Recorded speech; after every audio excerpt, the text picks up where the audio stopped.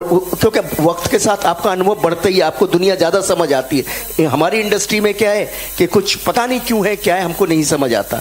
तो ऐसा लगता है कि हर कोई बोलता है यार अब तो पुराना जमाना 90s 80s, पता नहीं जाने 1980s खराब टाइम था। हमारी इंडस्ट्री बॉलीवुड हो गई है। हम पहले हिंदी सिनेमा थे, तो वही मैं बोला, उसी में गर्व रखना चाहिए।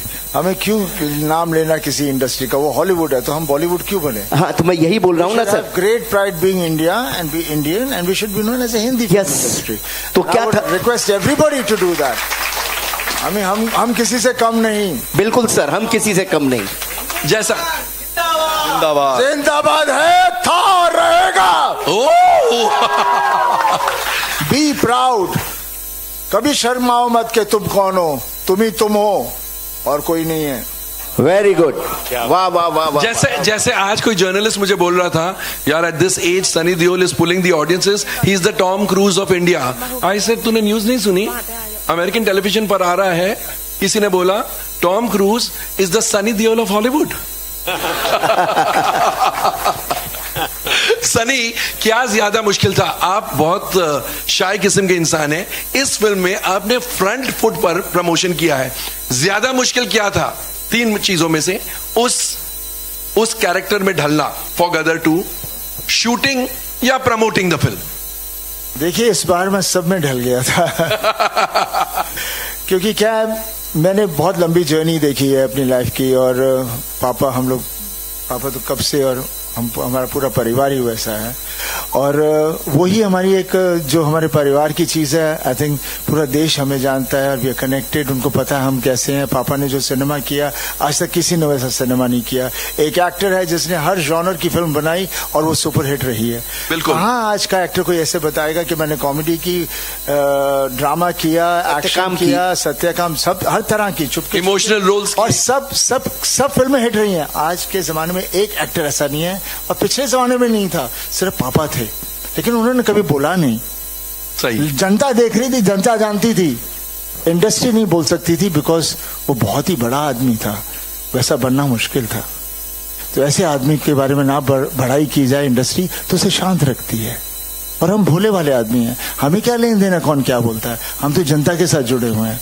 और आज भी जो हो रहा है वो जनता को चाहिए था। जनता ने तारा सिंह को अपने दिलों में, सकीना को अपने दिलों में, ये परिवार को अपने अंदर बना के रखा हुआ है, बिकॉज वो चाहते हैं हम भी इसी तरह का परिवार हों।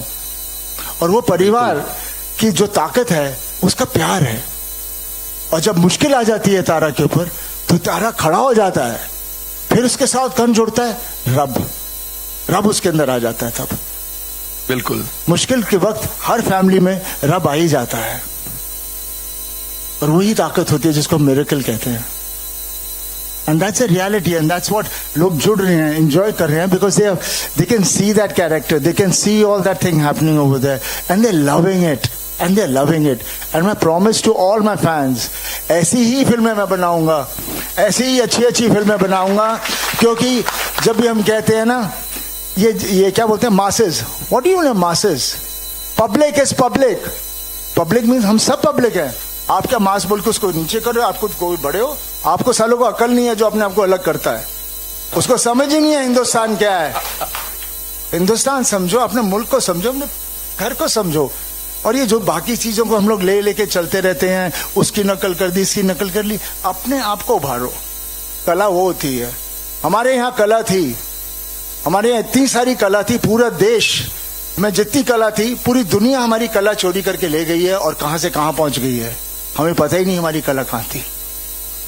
हमारी कला है वहां, उनको मत देखो, वो तो आगे जा रहे हैं, बिकॉज वो उसको फाइन ट्यून कर रहे हैं, हम उनकी नकल करते हैं।